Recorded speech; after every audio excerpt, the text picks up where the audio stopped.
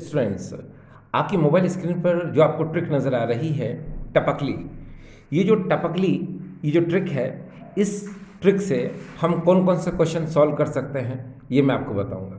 और ये टपकली, इसको किस तरह से यूज़ करेंगे वो भी बता देता हूँ मैं आपको। ठीक है, पहले हम क्वेश्चन देखते हैं। देखिए क्वेश्चन इस तरह से है, ये है NCERT इंटेक्स 7.4 नंबर क्वेश्चन इस तरह से है, mention the conditions required to maximise the yield of ammonia. Ammonia की मात्रा को बढ़ाने के लिए आवश्यक स्थितियों का वर्णन करो। तो डियर, इसमें वही ट्रिक यूज में होगी, कौन सी? टपकली। दूसरा, अगर क्वेश्चन है यहाँ पर, write the condition to maximise the yield of H2SO4 by contact process, संपर्क विधि द्वारा H2SO4 की मात्रा में वृद्धि करने के लिए आवश्यक परिस्थितियों को लिखिए। तो भी इसके लिए भी वही ट्रिक है, टपकली। अब ये टपकली क्या है, चलो इस टपकली को देखते हैं। देखो डियर स्टूडेंट्स, ये आपने टपकली लिखा और उसके बाद आप लिखेंगे इसको टपकली, इस तरह से आपको लिखना है टपकली। ये टपकली लिखने के बाद यहाँ T का मीन होता है टेम्परेचर,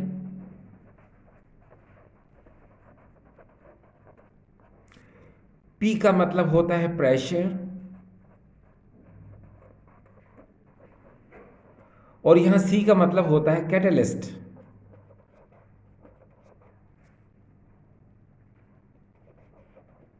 कैटलिस्ट।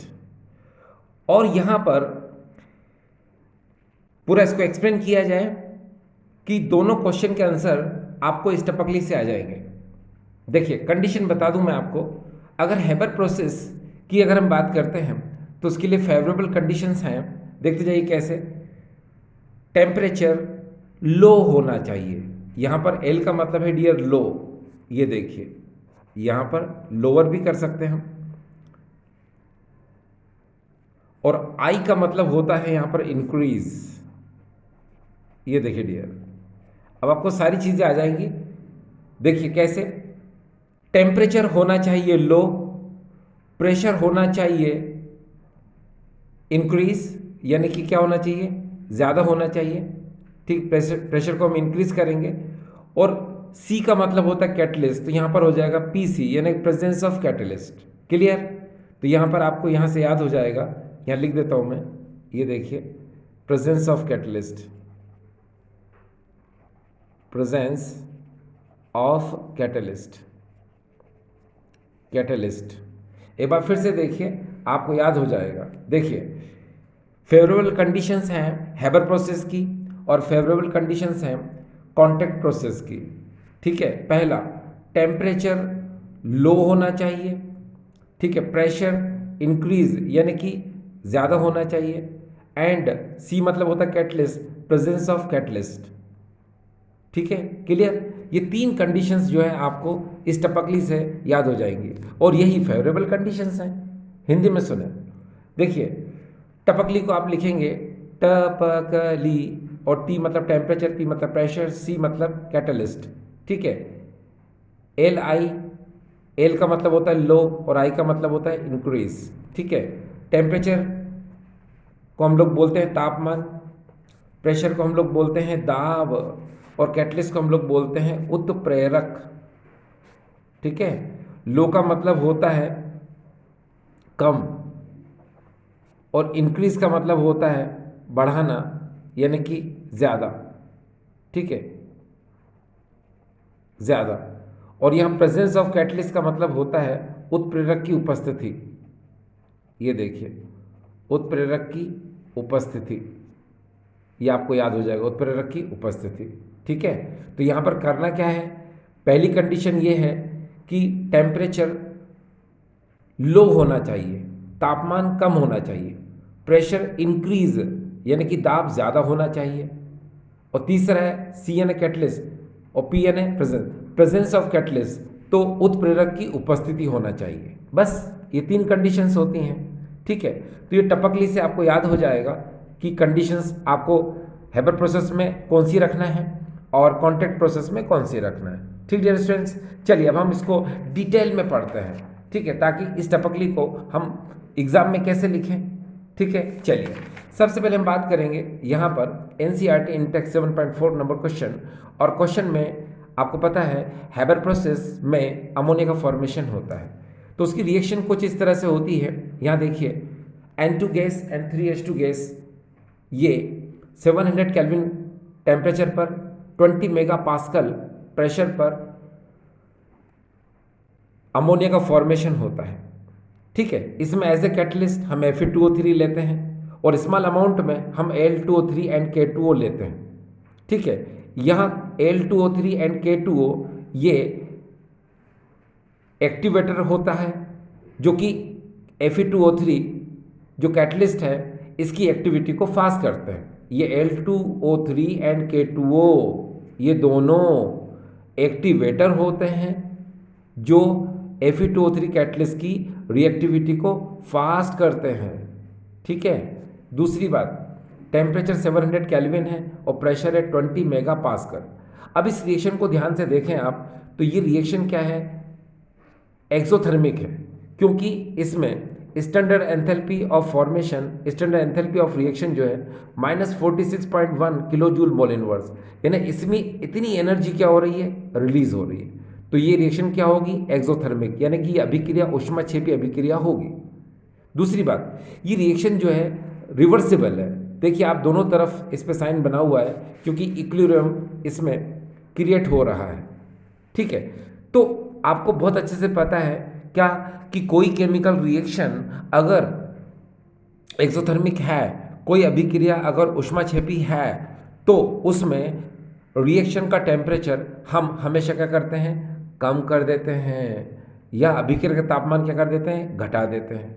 तो ये तो बिल्कुल क्लियर हो गया आपको कि यहाँ पर रिएक्शन क्या है, एक्सोथर्मिक है, तो टेम्परेचर क्या हमको लो लेना पड़ेगा, यानी तापमान क्या करना पड़ेगा, हमको कम लेना पड़ेगा। दूसरी बात, अगर आप इस तरफ देखें तो यहाँ पर N2 का 1 मोल है और H2 का 3 मोल है, तो यहाँ पर वॉल्यूम ज़्यादा है, और यहाँ पर देखिए अमोनिया के केवल 2 ही मोल हैं, तो यहाँ पर वॉल्यूम क्या है, कम है। तो रिएक्टेंट साइड पर यहाँ पर वॉल्यूम ज़्यादा है और प्रोडक्ट साइड पर वॉल्यूम यहाँ पर कम है, तो हम क्या करते हैं, इस रिएक्शन में प्रेशर को क्या करेंगे, इंक्रीज कर देंगे। तो प्रेशर को इंक्रीज करने पर क्या होगा कि जो रिएक्शन है वो अब फॉरवर्ड डायरेक्शन में जाएगी, अभिक्रिया जो है क्या अग्र दिशा में जाएगी, जिससे अमोनिया का फॉर्मेशन क्या होगा, ज़्यादा होगा, अमोनिया का निर्माण क्या होगा, ज़्यादा होगा। ठीक है, इस रिएक्शन में एक बात और समझने वाली है क्या कि देखिए यहाँ पर हम टेम्परेचर को लो क्यों करते हैं, प्रेशर को हम हाई क्यों करते हैं। ठीक है, तो यहाँ पर आपको मैं एक बात बता दूं, केमिकल इक्विलिब्रियम रासायनिक साम्य 11th क्लास में हमने पढ़ा था, ली चटर्ली प्रिंसिपल, ली शातेलिए नियम। उसमें क्या होता है कि कोई केमिकल रिएक्शन अगर इक्विलिब्रियम स्टेट में है, कोई रासायनिक अभिक्रिया अगर साम्य अवस्था में है, तो pressure concentration and temperature, pressure concentration and temperature, दाब सांद्रण एवं तापमान में से किसी एक फैक्टर को अगर हम चेंज करते हैं, तो इस रिएक्शन का इक्विलिब्रियम, इस रिएक्शन का साम्य उस तरफ शिफ्ट हो जाता है जिधर ये रिएक्शन मिनिमाइज हो गई थी। जिधर ये रिएक्शन मिनिमाइज हो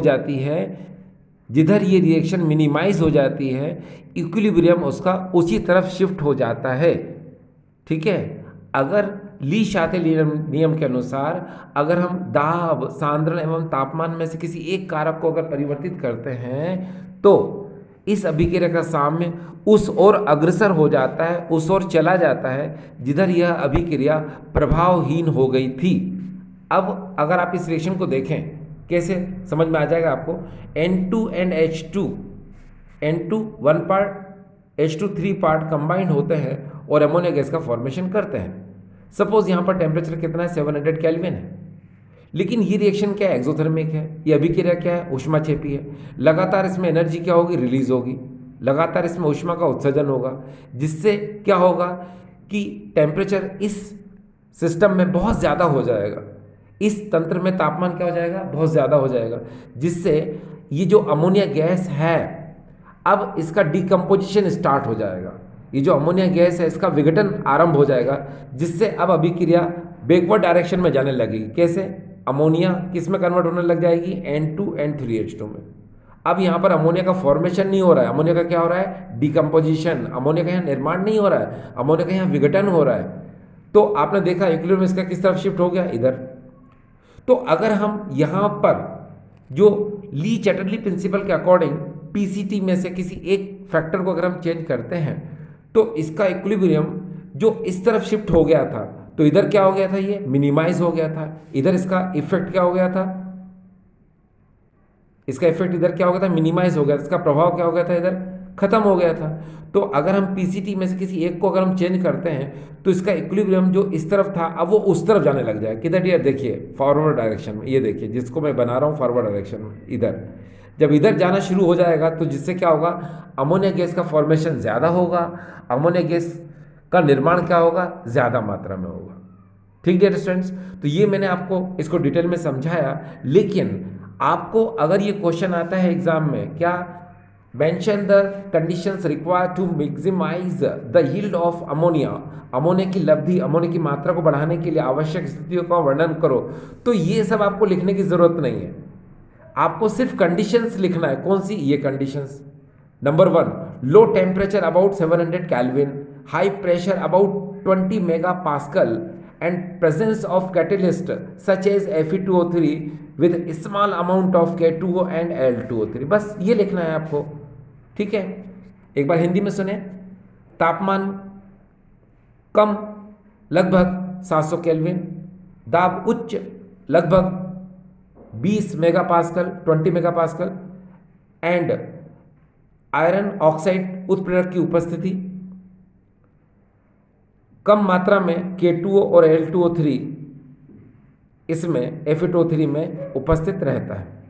अब यहाँ पर K2O और Al2O3 जो होता है, ये जो Fe2O3 है इसके एक्टिविटी को फास्ट करने के लिए यूज़ होता है।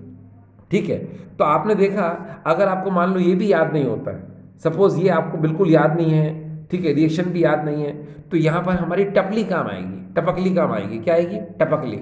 अब ये टपकली को आप ध्यान में रखिए और एग्जाम में लिख दीजिए। कोई मार्क्स आपके नहीं कटेंगे, पूरे में से पूरे मार्क्स आएंगे। बस ये याद रख लो, टपकली। ये टपकली बहुत इंपॉर्टेंट है। देखिए टपकली कैसे करना है? टपकली, इसमें क्या करेंगे आप? टेम्परेचर लो, प्रेशर हाई यानी कि इंक्रीज, और सी मतलब कैटलिस्ट, तो प्रेजेंस ऑफ कैटलिस्ट। तो देखो टपकली में तीनों चीज़ें आ गई।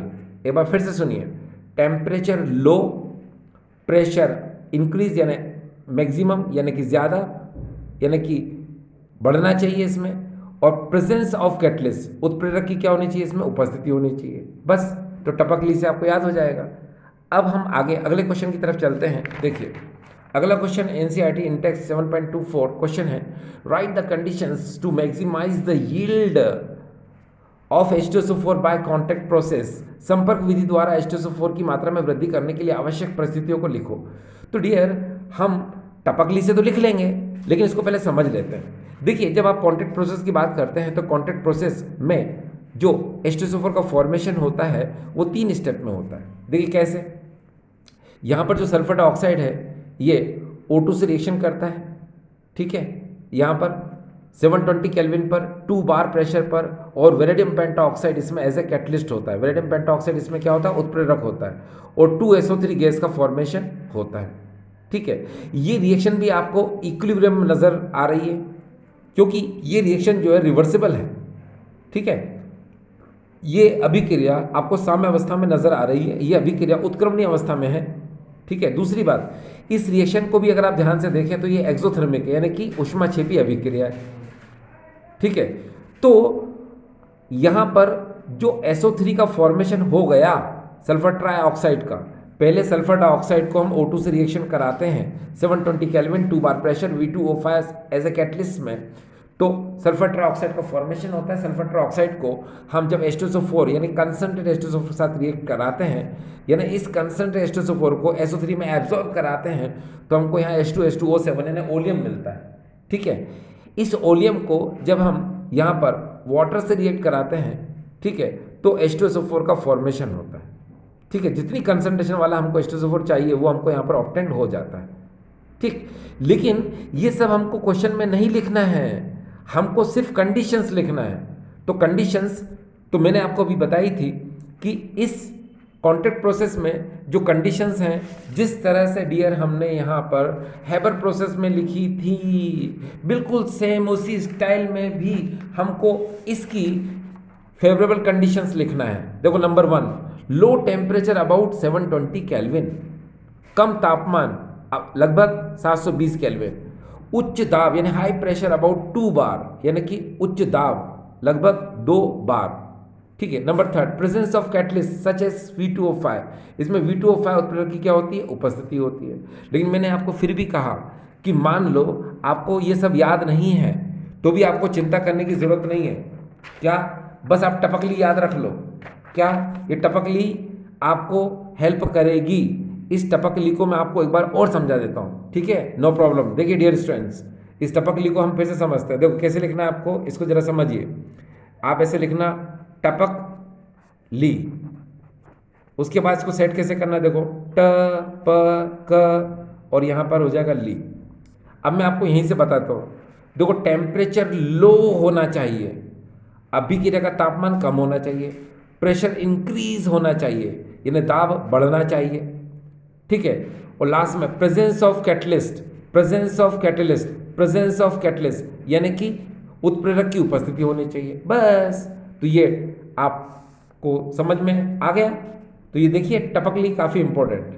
ठीक है, चलिए हम आगे चलते हैं।